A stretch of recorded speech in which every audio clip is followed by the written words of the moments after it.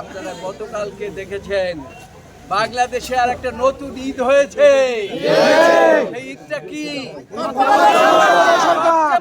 সরকার ব্যবস্থা প্রবর্তন করা হয়েছে।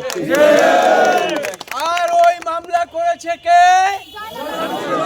আপনাদের দেশের একটা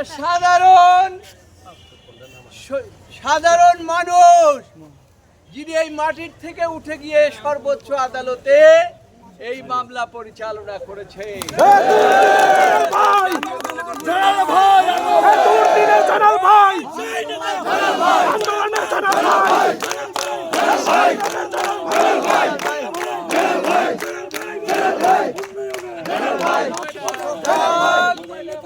রাত 12টা পর্যন্ত যত মিডিয়া আছে আমাকে ব্যস্ত রেখেছিলেন। সেই কারণে আপনাদের অনেকের ফোনও আমি ধরতে পারি নাই।